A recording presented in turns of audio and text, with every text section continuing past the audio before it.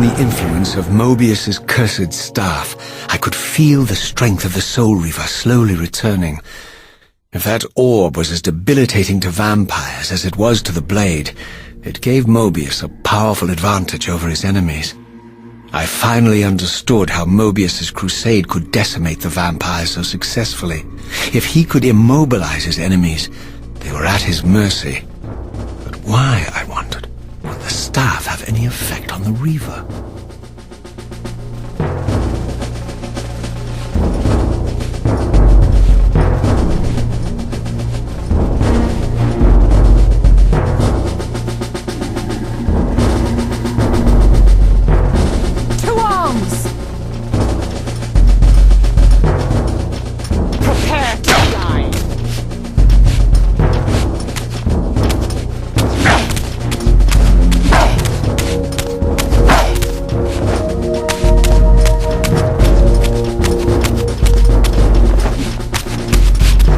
As I neared the stronghold's inner sanctum, a strange sensation crept over me. An indescribable feeling of displacement, a sense of vertigo, as reality itself appeared to warp and bend around me. The disturbance seemed to emanate from the sanctuary's furthest chapel. As I cautiously approached, the sense of dislocation intensified with each step.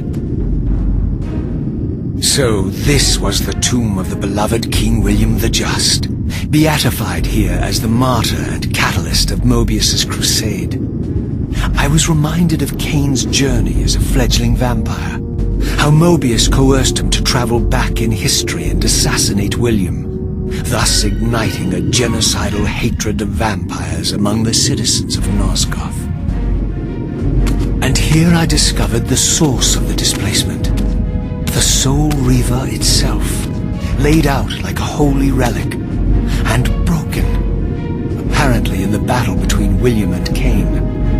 I had not thought such a thing was possible, until, of course, Kain shattered the blade against me when he tried to strike me down.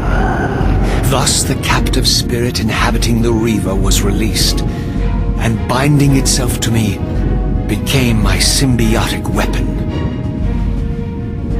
And so the Reaver met its former self, still imprisoned in this corporeal shell.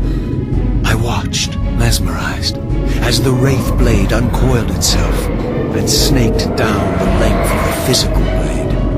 Embracing its twin, its mirror self, the Reaver's long-dormant spirit was now fully aroused. And for the first time, I felt the true presence of this other entity, willful, ravenous, and deranged from thousands of years of imprisonment. The Reaver was now in command, and I, now merely its helpless host, felt my soul being leeched to restore the blade. But the Reaver knew better than to destroy its host, and just as I neared the brink of oblivion, the blade released its hold on me. As I recovered, I realized we were now bound together in a fragile alliance. The Reaver no longer merely my symbiotic weapon, but a sentient parasite competing for control. What have you done to me, Mobius? Is this your trap? How mine? Don't forget it was Kain who led you here, not I. While you curse me, the only soul in Nosgoth ready to guide and assist you, Kain laughs at our folly and revels in your dismay. These blades, now coiled in sinister embrace, have inspired terror in the hearts of creatures far more durable than you, old man. Bound together as they are, I can only imagine what they could do to your soul's fragile shell. Raziel, I beg you to stay your hand. This was none of my doing. I have sought only to aid you in your righteous quest. Why, you're trembling, Mobius. Has your confidence abandoned you? You seem to have made a fatal error by leaving your precious staff behind. Is that where all your courage comes from? Listen to me, Raziel. You don't know what you're doing. I have taken an enormous risk by appearing here before you, so defenseless. yet eager to prove my good intentions. If there's anything left of the Seraphim in you, you won't do this. While you threaten me, your true enemy eludes you. Don't concern yourself with Kain, old man. He'll join you in hell soon enough. As you said, death comes for us all. Yes, the Wheel of Fate demands it. What did you say? The Wheel of Fate, the inexorable cycle of death and rebirth to which all men are compelled. We serve the same God, Raziel. To strike me down would be striking God's own attendant. And I don't believe even you would take that risk. I tire of your games, Mobius. Now that I know you fear me, I needn't concern myself with you. Kain is waiting for me. Go then, Raziel. Seek Kain out and destroy him in the name of the one God we both serve. You, who were once a Seraphim priest, murdered, profaned, destroyed, and reborn again from his mercy, you are now most powerfully equipped to be his agent, his instrument of restoration and retribution. My own vengeance is motivation enough.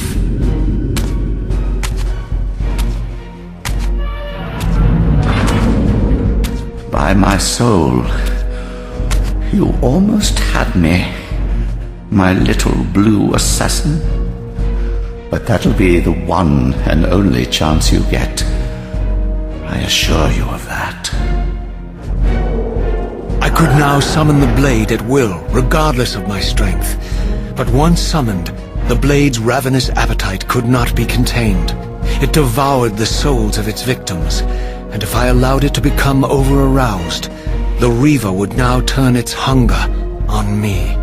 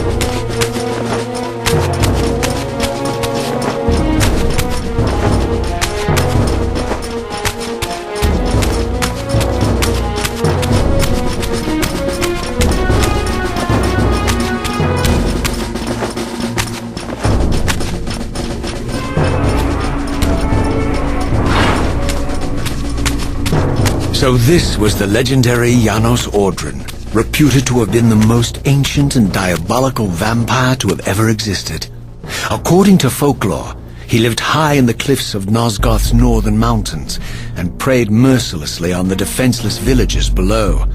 His reign of terror ended when the Seraphim finally hunted him down and tore his throbbing heart from his still-living body. This relic came to be known as the Heart of Darkness, and was supposedly imbued with the power to restore vampiric unlife. The Seraphim therefore guarded it carefully, lest the heart fall into the hands of their enemies. But I wondered, could Janos Ordren truly have been as monstrous as depicted here? Or was this merely artistic license by the Seraphim, who sought to lionize themselves by demonizing their darkest enemy?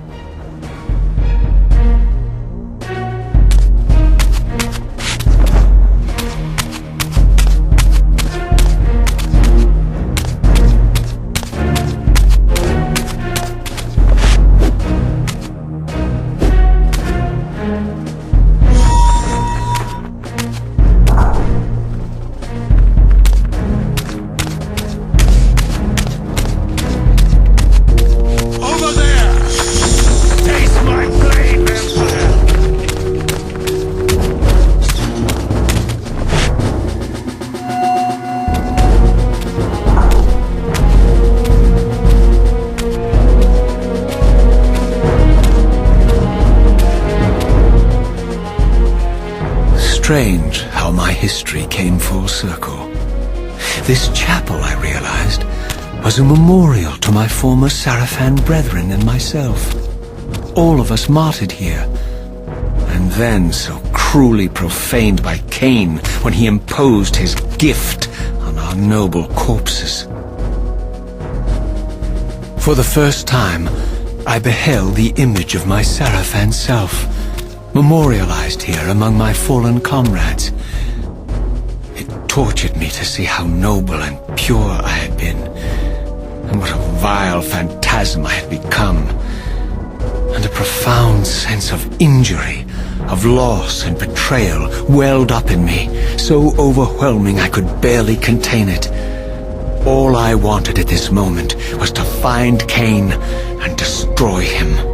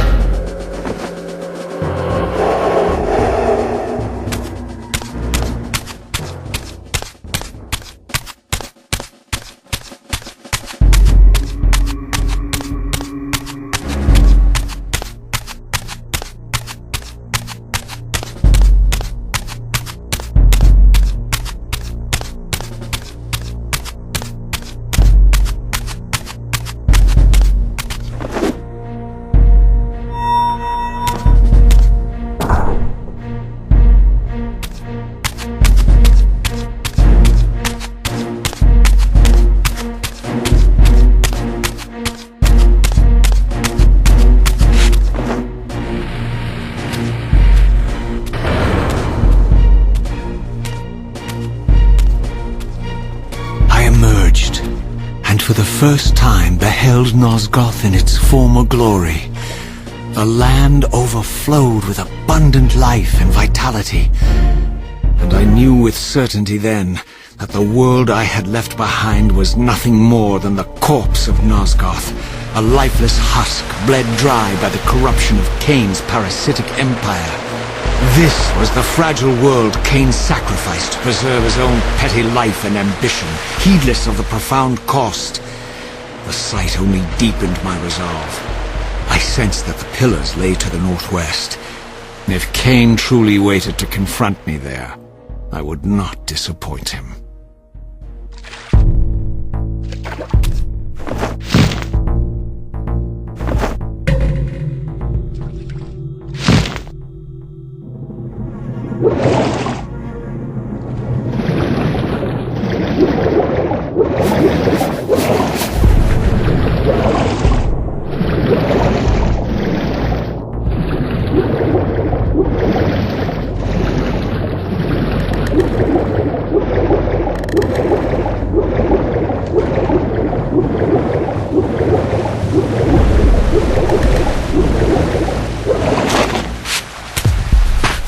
As I passed this arcane landmark, a wisp of the Reaver's energy was drawn into the ring, illuminating it.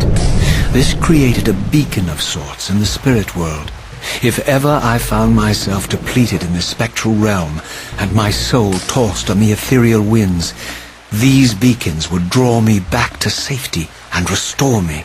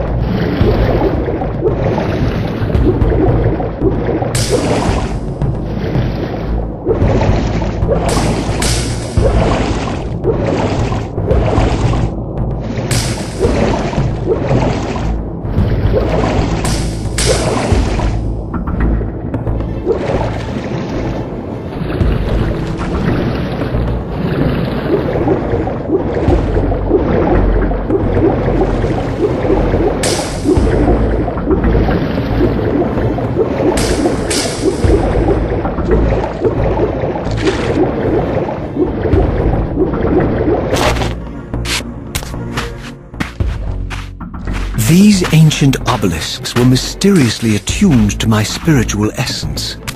By simply touching the symbol, I could safely preserve an imprint of my soul, and thus create a milestone to which I could return when weary, and from which I could resume my journey.